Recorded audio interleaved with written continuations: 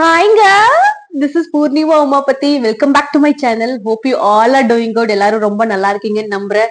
இங்க சென்னையில கிளைமேட் வந்து ரொம்ப வெயிலும் இல்ல, ரொம்ப குளிரும் இல்ல, ஒரு மாதிரி நல்லா இருக்கு ரொம்ப. பட் ஸ்டில் கிளைமேட் என்னதான் நல்லா இருந்தாலும் எல்லாருக்கும் கொஞ்சம் கோல்டு ஃபீவர் எல்லாம் வந்துட்டு இருக்கு. So hope you guys are taking care of yourself well. எல்லாரும் உங்க உடம்ப பாத்துக்கோங்க. வித் தட் செட், வாங்க வீடியோக்குள்ள போலாம்.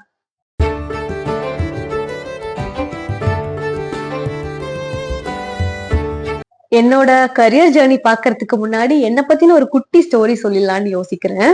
அது என்னன்னா, நான் வந்து ஒரு ஜாப் வாங்கியே ஆகணும் அப்படிங்கறதுல ரொம்ப ரொம்ப ரொம்ப தெளிவா இருந்தேன். அது வந்து எப்போ ஆரம்பிச்சதுன்னா, ரொம்ப சின்ன வயசுல இருந்தே சொல்லலாம். நம்ம வந்து பினான்சியலா ஃப்ரீடமா இருக்கணும், யாரையும் டிபெண்ட் பண்ணி இருக்கக்கூடாது, நம்ம வேலையை முடிஞ்ச அளவு நாமளே செஞ்சுக்கணும் அப்படிங்கறதுல நான் ரொம்ப தெளிவா இருந்தேன். அதுக்கு பேஸ் வந்து நம்ம பினான்சியலா ஃப்ரீடமா இருக்கிறது தான். சோ அதனால ஒரு வேலை வேணும், கண்டிப்பா ஒரு வேலை வேணும், அதுவும் கம்ப்யூட்டர் இன்ஜினியரிங் வேலை தான் வேணும் அப்படின்றனாலேயே நான் வந்து கம்ப்யூட்டர் இன்ஜினியரிங் கோர்ஸ் எடுத்தேன். ஸோ இதுதான், இப்படிதான் என்னோட ஜேர்னி ஸ்டார்ட் ஆச்சு.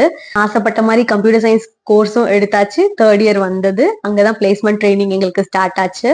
பிளேஸ்மெண்ட் ட்ரைனிங் எல்லாருக்குமே கொடுத்தாங்க. எக்ஸப்ஷனல் வந்து கொஞ்சம் பேர் தான். யாருன்னா, யாரு ஹையர் ஸ்டடிஸ் பண்றேன்னு சொல்றாங்களோ அவங்க, நெக்ஸ்ட் வந்து எனக்கு வேலை இப்ப செய்யலாம் விருப்பம் இல்லை அப்படின்னு சொல்றவங்க, அப்புறம் அரியர்ஸ் கொஞ்சம் ஒரு ஒரு 7-8க்கு மேல இருக்கவங்கள வந்து எக்ஸப்ஷனலா வச்சுட்டு ஃபர்ஸ்ட் அரியரை கிளியர் பண்ணுங்கப்பா, அப்புறமா வேலை பார்க்கலாம்ப்பா அப்படின்ற மாதிரி பண்ணிட்டாங்க.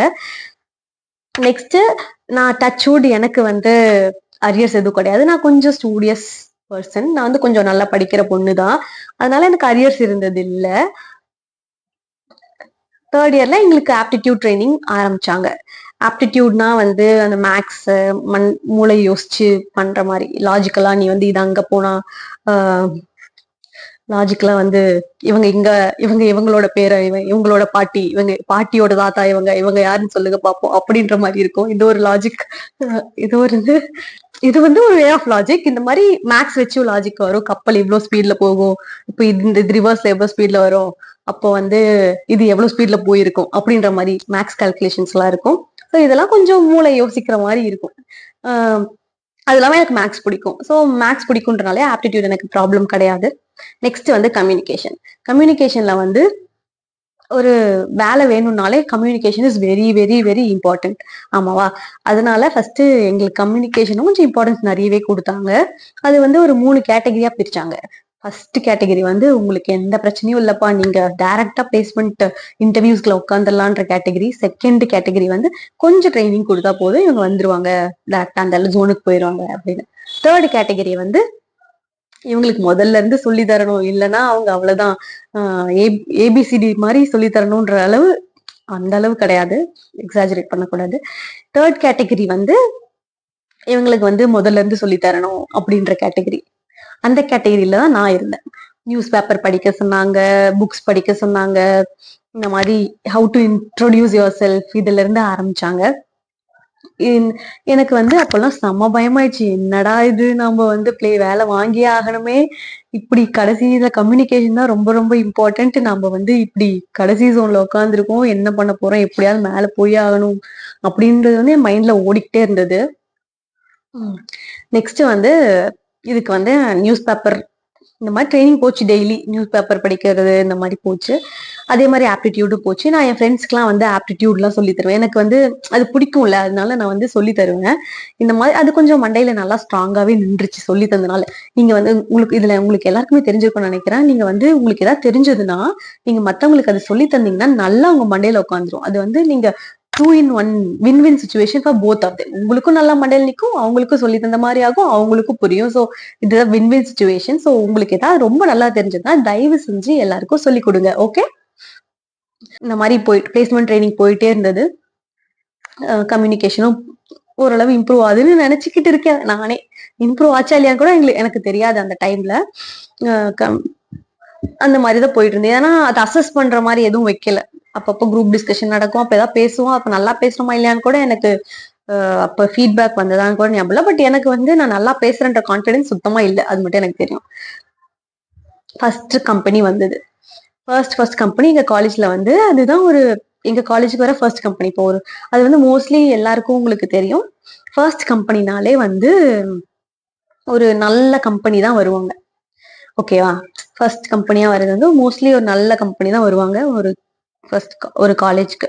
எனக்கு வந்து ஒரு ப்ராடக்ட் பேஸ்ட் கம்பெனி வந்தது. ஐநாட்டிக்ஸ்ன்னு சொல்லிட்டு. அது வந்து இப்போ பிஎன்விஎம்எல்ன்னு பேர் மாறிடுச்சு. பிஎன்விஎம்எல் இருந்து இப்போ பிஎன்வைன்னு பேர் மாறிடுச்சு. அது வேற விஷயம். பட் ஃபர்ஸ்ட் கம்பெனி வந்து எங்களுக்கு ஐநாட்டிக்ஸ். அதுல வந்து பிளேஸ் ஆயிட்டாங்கன்னா கெத்துன்ற மாதிரி எங்க காலேஜ்ல ஒரு ஃபீல். ஓகேவா? இந்த ஃபர்ஸ்ட் கம்பெனி நீங்க வந்து அந்த பெரிய கம்பெனின்னு நாங்க நினைக்கிறோம். ஏன்னா அவ்வளவு பெரிய சீன் இருக்கும் அந்த எங்க காலேஜ்ல. இதுல வேலை வாங்கிட்டேன்னா நீ கெத்துமான்ற மாதிரிதான் இருக்கும். அதுல வந்து எங்களுக்கு ஃபர்ஸ்ட் கம்பெனியா வருது. நாங்கெல்லாம் பயந்துகிட்டே போறோம். ஃபர்ஸ்ட் ரவுண்ட் வந்து ஆப்டிடியூட். நான் வந்து கொஞ்சம் ஆப்டிடியூட்ல கான்பிடென்ட்டா இருக்கேன்றனால எனக்கு பயம் இல்லை. ஓகே, ஆப்டிடியூட் எப்படியாவது பண்ணிடுவோம் அப்படின்னு நினைச்சு நான் ஆப்டிடியூட் கிளியர் பண்ணிட்டேன். செகண்ட் ரவுண்ட் வந்து ஜிடி. ஜிடினா குரூப் டிஸ்கஷன். ஒரு 5-6 பேர் உட்காந்துருப்பாங்க. அங்க வந்து ஒரு டாபிக் உங்களுக்கு கொடுத்து பேச சொல்லுவாங்க. அப்போ வந்து எனக்கு வந்து உங்க ஊர்ல எது ஸ்பெஷல் அப்படி கேட்டாங்க. அப்பாடா நல்ல டாபிக்டா அப்படின்னு சொல்லிட்டு எங்க ஊர்ல எனக்கு சும்மாவே எனக்கு பத்ரகாளி அம்மன் எங்க ஊர்ல ஒரு ஃபேமஸான கோயில் இருக்கு. அது எனக்கு ரொம்ப பிடிக்கும். என்னோட ஃபேவரட் காட் கூட. அப்பாடா நம்ம சாமி தான் நம்மளை காப்பாத்துனாங்க அப்படின்னு சொல்லிட்டு அந்த கோயில்ல வந்து ஒரு லிங்கம் இருக்கும். அந்த லிங்கம் வந்து நீங்க எந்த சைடு நிக்கிறீங்களோ அந்த சைடு வந்து அந்த லிங்கத்துல வந்து இப்படி தண்ணி ஊத்துறது இருக்கும்ல, அது வந்து நீங்க எந்த சைடு நிக்கிறீங்களோ அந்த சைடு அது இருக்க மாதிரி தெரியும். அவங்க எப்படி அது டிரா பண்ணாங்களோ தெரியாது. பட் நீங்க லெஃப்ட்ல நின்று பார்த்தா அது உங்க சைடு இருக்கும். ரைட்ல பார்த்தா அது ரைட்ல இருக்க மாதிரி தெரியும். அது வந்து ஒரு வித்தியாசமான ஆர்ட். இது வரைக்கும் அது எங்கேயும் பார்த்தது இல்ல. அதை வந்து நான் வந்து அங்க ஜிடியில் எக்ஸ்பிளைன் பண்ணேன். அது வந்து எப்படி எக்ஸ்பிளைன் கூட தெரியல. ஒரு மாதிரி எக்ஸைட் ஆயிட்டு அப்பாடா நமக்கு தெரிஞ்ச டாபிக்னு சொல்லிட்டு லெஃப்ட்ல பார்த்தா லெஃப்ட்ல தெரியும், ரைட்ல பார்த்தா ரைட்ல தெரியும்ன்ற மாதிரி நான் சொல்லிட்டு இருந்தேன். அவங்க வந்து ஓகே தேங்க்யூ அப்படி சொல்லி முடிச்சிட்டாங்க.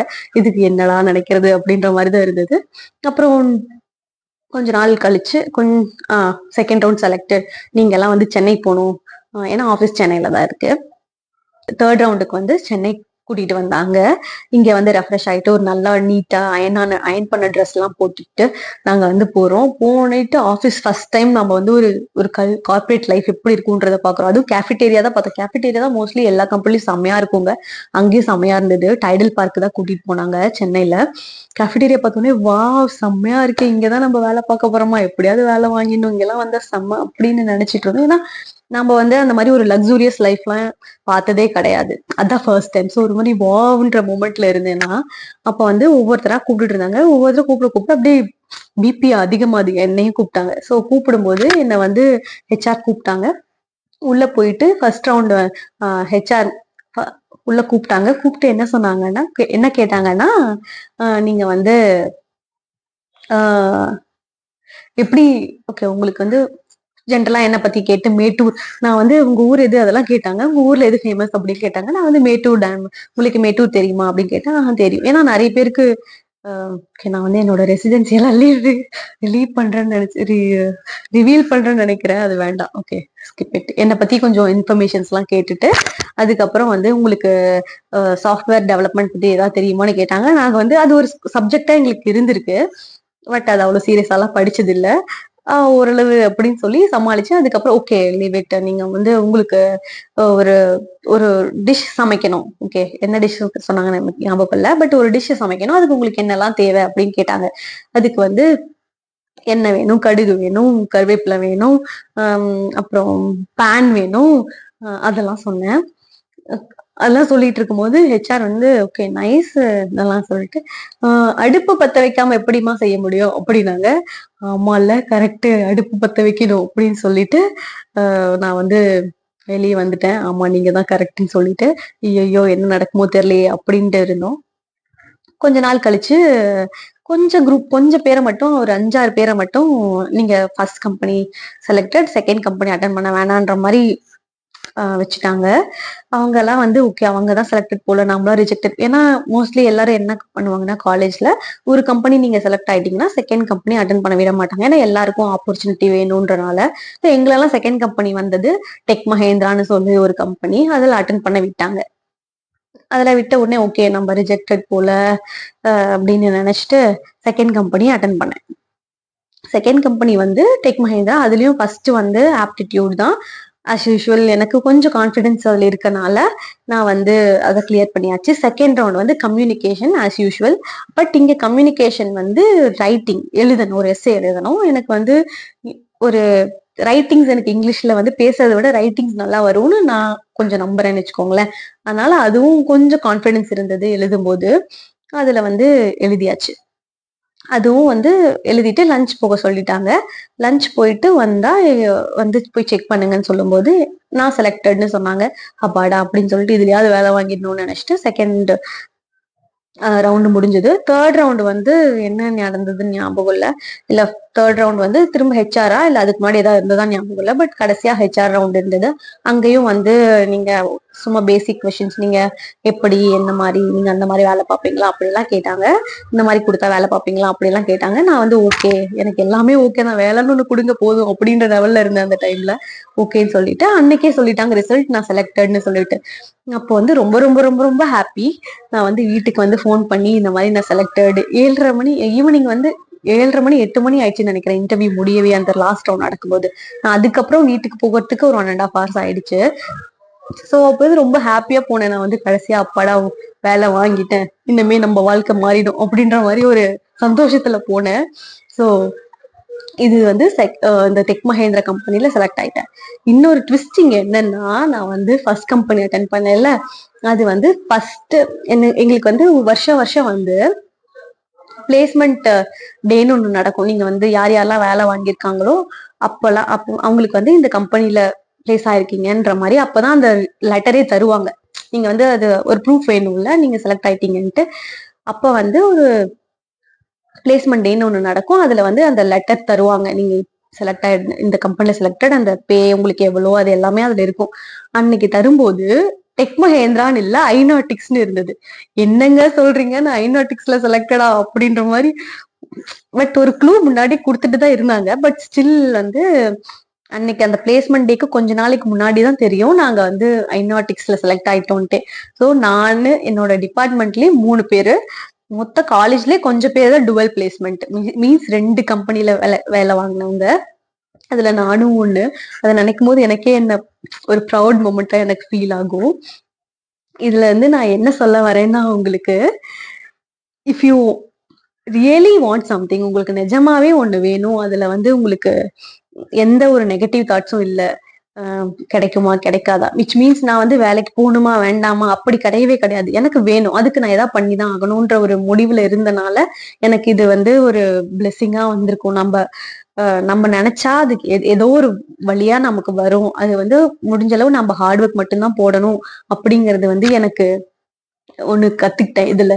செகண்ட் வந்து நீங்க என்ன வேலை பண்ணாலும் சரி, உங்களுக்கு வந்து தெரியவே இல்லைனாலும் சரி, அதுல கொஞ்சம் தைரியமா, தெரியலன்னா ஆப்வியஸா தைரியம் வராதா, பட் சம்ஹவ் நம்ம வந்து தெரியலன்ற யோசிக்கிறத விட சம்ஹவ் நம்ம பாத்துக்கலாம், ஏதாவது பண்ணிடலாம் அப்படின்னு நம்ம உள்ள குதிச்சோம்னா, நம்ம அதுல ஏதாவது அட்லீஸ்ட் நம்மளோட பெட்டரை கொடுக்க ட்ரை பண்ணோம்னா, பெஸ்ட்டை கொடுக்க ட்ரை பண்ணோம்னா நம்மளால பண்ண முடியுங்கிறது நான் ரொம்ப அதுல தெரிஞ்சுக்கிட்டேன். ஏன்னா எனக்கு வந்து கம்யூனிகேஷன்ல நான் ரொம்ப வீக்கா இருக்கேன்றது வந்து என்னோட இதுல சொல்லிட்டாங்க. பட் நான் வந்து அந்த டைம்ல என்னோட ஜிடிலயும் சரி, என்னோட இங்கிலீஷ் ரைட்டிங்லயும் சரி, நான் வந்து என்ன யோசிச்சேன்னா, I will try give my best here, அது மட்டும்தான் நான் யோசிச்சேன். அந்த செகண்ட் வந்து எனக்கு அவங்க என்ன ஒரு ஆப்பர்ச்சுனிட்டி தரும்போது நான் இந்த இடத்துல என்னோட பெஸ்ட்டை கொடுத்தே ஆகணும் அப்படின்ற மைண்ட் மட்டும்தான் எனக்கு இருந்தது. அதனாலே என்னவோ தெரியல, என்னால என்னோட பெஸ்ட்டை கொடுக்க முடிஞ்சது. ஸோ நீங்க வந்து உங்களுக்கு தெரியுதோ இல்லையோ, you just have to be confident enough to face that problem. அது மட்டும்தான் நான் வந்து இதுல கத்துக்கிட்டேன். அது உங்களுக்கும் நான் சொல்ல விரும்புறேன். தேங்க்யூ ஃபார் வாட்சிங் திஸ் வீடியோ. இது வரைக்கும் நீங்க வீடியோ பார்த்துருந்தீங்கன்னா எனக்கு ரொம்ப ரொம்ப ரொம்ப சந்தோஷம். சம்ஹவ் உங்களுக்கு ஏதாவது இதுல ரிலேட் ஆயிருக்கும்னு நம்புறேன். உங்களை இன்னொரு வீடியோல சந்திக்கிறேன். தேங்க்யூ சோ மச் ஃபார் வாட்சிங். பாய்.